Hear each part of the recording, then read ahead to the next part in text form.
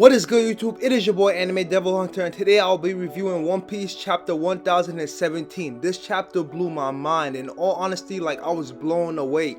It was everything I could possibly want in a chapter, and man, the ending was crazy. I can't wait to see the fandom go crazy with the theories and no break next week too, so it's even more hype. With that being said, for the longest I've been trying to stop myself from crowning Wano as the best arc in One Piece, or above Enies Lobby and Marineford. But Oda is making that so hard with all the important and mind-blowing info we're getting, not to mention the fights referring to Roof Piece. Come on, we can't forget about Roof Piece. It's gonna be extremely difficult to not crown Wano as the best arc in One Piece. And on top of that, it's not even done yet. Luffy still hasn't beaten Kaido. We still haven't read Oden's journal yet, and I'm pretty sure that's gonna be crazy. The poneglyphs in Wano and the ones that Brook gathered. And let's not forget to mention our crazy dramatic finish that leaves us like, what the fuck, is yet to happen. It's gonna be really hard to not crown Wano number one. That was my quick little rant on why Wano could be the best arc in One Piece. I mean, it already is in some people's eyes, but we need that universal or majority one. Enough of that. Before we get into the review, I just want to say welcome to those who are new to Anime Devil Hunter. Here on this channel, I cover a variety of content, ranging from weekly reviews of One Piece, Jujutsu Kaisen, and soon to be more, to character explain videos like the King of the Pirates, Gold Roger, to ability explain videos like the Transparent World from Demon Slayer, and more. If you want content like that coming straight to your feed, all you have to do is hit the subscribe button and also drop a like. Don't forget to turn on post notifications to be up to date. Don't want to be missing this heat. Just heads up, there will be spoilers, so you've been warned. Comment down below your theory on the Gum Gum fruit. Man, it's going to be an awesome week for One Piece. Now let's get on with the review. The chapter starts off in the dome interior of the live floor. Everybody knows if you're not on the roof, then the live floor is a place to be. Come on now, that's obvious. In the middle of his fight against Sanji, Queen stops to look at Otama and says out loud, what the hell is she doing up there? I mean, this is a battlefield, so this isn't a place for a child, but Otama is built different. She ain't no regular child. Queen then asks, where's Bao Hong? And he then yells, who the hell are you, to Otama, which scares the shit out of her. I mean, she faints. Queen needs an urgent ass whooping, like, immediately. Nami and Usopp run to Otama and they tell her that she has to keep it together. I mean, it isn't Tama's fault. The normal kid would have been scared too. Probably wouldn't have fainted, but they would have been scared. We then turn back to the castle interior, 4th floor, the location of Jinbei and Who's battle. And it looks like our boy Jinbei isn't doing so well, unfortunately. Jinbei is getting attacked by Who's subordinates, which is making it hard for him to focus on Who's Who. Talk about playing dirty. But this is a pirate fight, and Jinbei does understand that. We'll get onto that just in a second. Who's trolls Jinbei and says, you're not going to start making excuses now, are you, Jinbei? Jinbei then responds by saying, we came into this fight already knowing it will be 5,000 going up against 30,000. So you guys use your numbers to your advantage isn't anything shocking, and so he never thought it'd be a one-on-one battle. Who trolls Jinbei some more by saying, haha, you realize you dug yourself into a hole. You really are a pain. Listen, man. Quit acting like this is Jinbei's first time in war. Jinbei been a pirate since you were probably a kid, so quit all this nonsense. Come on now. Moving on, my boy Jinbei then responds to Who's comment about being a pain by saying, of course, it's our job to deal with you officers. We then turn to Frankie, who's tired, like, my guy is bleeding, he's out of breath, and the whole situation is just crazy. He says they just keep coming, there's no end to these grunts. I'm guessing he's referring to the gifters. We then switch again, this time we're looking at Jack and Inuarashi. Jack tells Inuarashi straight up, you can't hold this against me, we're at total war, and we see all these soldiers surrounded by Jack. Now I know this is a war, but the gifters need to stay out of this fight. This fight has crazy potential. Jack and Inuarashi had beef since Zou. On top of that, they are both injured. Jack got his ass smoked by the Minks, and Inuarashi got hurt in battle against Kaido. So this is almost an evenly matched fight. Right now, the gifters just need a bounce, man, for real. Moving on, in the next panel, we then get the news from one of Kaido's soldiers that the pleasures and the waiters on the live floor have betrayed them. And now the tides have changed big time. Throughout the world, we have seen things that happen that cause us to say, okay, maybe we might be leaning towards the samurai, maybe they might come out with the win after all. But this is big time. We then turn to the next panel and the pleasures and waiters are going ham on the other soldiers. We then see Nami and Usopp cheering on Otama. Otama finally up from her little nap sends a message. She says, everyone who ate my kiwi dango, please listen to me. Big bro Luffy and his friends, Momo and his retainers, you're on their side now. We then see a small panel of Luffy who's getting saved by Law's crew. Good to know.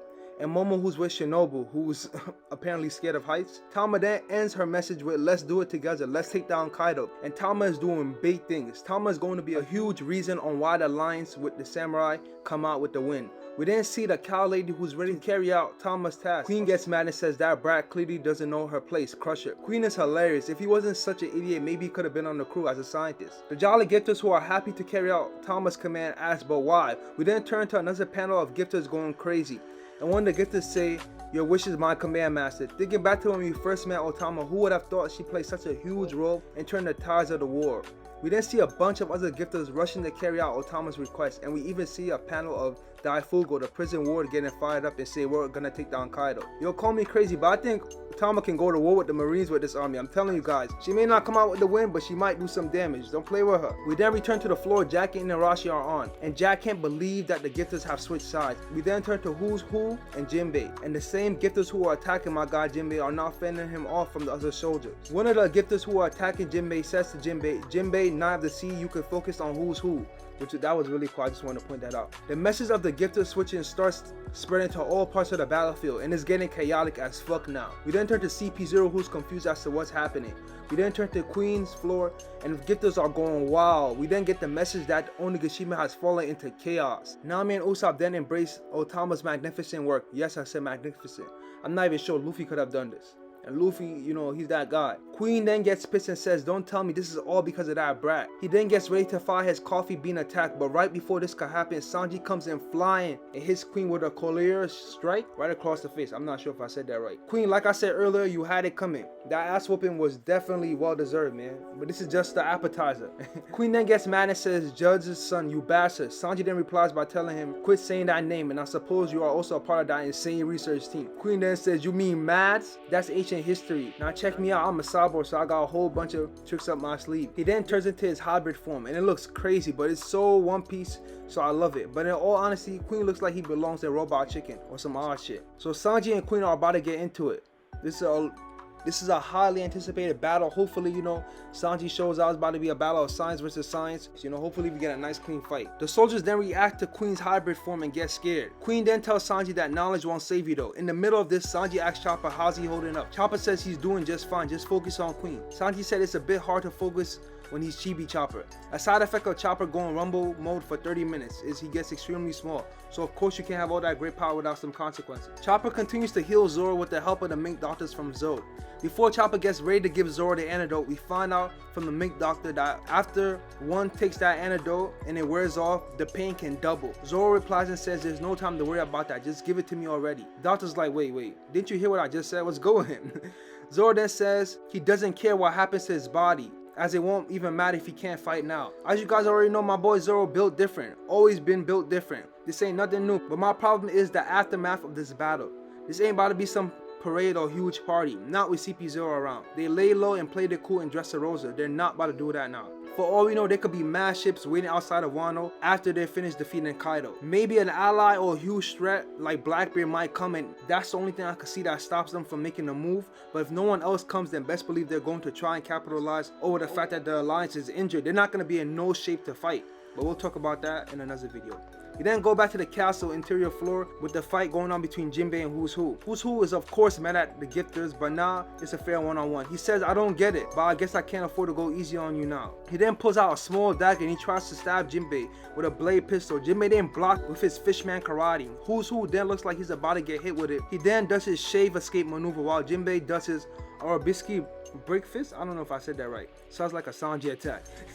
He then manages to dodge all of Jinbei's attacks and hits him with a Tempest Kick. Now when I first read this chapter, it was early in the morning. It wasn't even 5 minutes after I woke up, and I'm pretty sure I wasn't fully awake to like take in things. The first thing I did when I woke up was grab my phone and read the chapter of One Piece. I'm being honest. So I didn't catch that he was using Cypher Pole or world government attacks, but now I do realize that's fucking insane. Jinbei then punches him, but he blocks it. Jinbei then says Iron Body, right? Those are the 6 powers used by the government officials. In the middle of this, Who's Who turns into his hybrid form, which looks awesome. You guys really thought Oda was gonna skip this? And the fight in general? Come on now, guys. Like, you guys gotta have more faith in Oda than that. Jinbei then says, "I remember hearing about a rogue member of CP9, the secret intelligence agency, breaking out of prison. The idea of an official being arrested struck me as odd." Who's Who then responds by saying, "Haha, I can't believe you know such a story. Well, it's true. Back then, we never made contact, huh?" Now this guy is fucking crazy. Who's Who then says, "I'm pretty happy with how things turned out, but I used to have it rough due to a mistake I made 12 years ago. I used to be considered a bright prospect, a rival to the genius Rob Lucci." He then does his Fang pistol, and that attack looks so hard, like I can't imagine what Toby's gonna do with it. And Who's Who being a part of Cypher Pole is crazy. And that's fire, like how his form looks just like Rob Lucci. I like that. That was a nice one. Jinbei of course dodges Who's Who's sick finger pistol attack. Who's Who then dashes at Jinbei, gets ready to land an attack. Before this happened, Jinbei says, I can see your talent.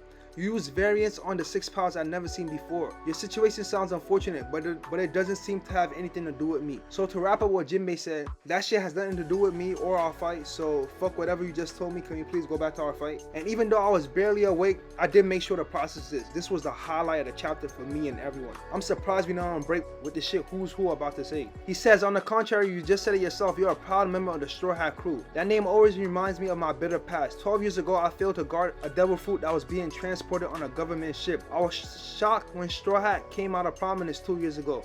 That's when I learned the gum gum fruit had been eaten by him. Nani, what? Bro, that was definitely crazy. Had to be one of my favorite chapters in all of Wano. I'm so happy I didn't read spoilers, man. I'm telling you guys, I have to like put myself on a restraining order from spoilers. Man, what a chapter. In all honesty, I never thought the gum gum fruit was special. We had our crazy devil fruits like Marco's fruit, White Bitch Tremor fruit, Law's Opi Opi no Mi, Black Bitch fruit of course, but never would have thought the gum gum fruit was so special, that it had to be protected and escorted by the world government. I always did love the creativity of the gum gum fruit. It is my favorite fruit in One Piece. A rubber human sounds plain compared to all the other fruits, but Oda poured his creativity into that fruit. I mean, look at Gear 2nd, Gear 3rd, and especially Gear 4th. I mean, our boy could fly, for crying out loud. Luffy has had the creativity of a child, and so he's able to bring out the most of his fruit. But if it were any other person, I'm sure the gum gum fruit would have been just a regular fruit. I can't wait to find out more about the gum gum fruit. What makes it so special that the world government had to get it escorted by CP9? And who took it from them? A lot of people are assuming Shanks, which isn't a bad idea, but for all we know, it could have been someone else who had it, and Shanks could have beaten that person and took it. I saw other people say it could have been Joy Boy's fruit or Rox's fruit. Maybe it could have been a different legendary pirate. I think that would be a cool idea. But this is it for this review. It's been such a while since I last reviewed One Piece, and man, I miss it. I hope you all enjoyed the review. Drop a like if you did, comment what you thought of the chapter as well as my review. Hit the subscribe button for more content. Thank you so much for watching. It is your boy Anime Devil Hunter, and I'll see you boys in the next one. Peace. Have an awesome day.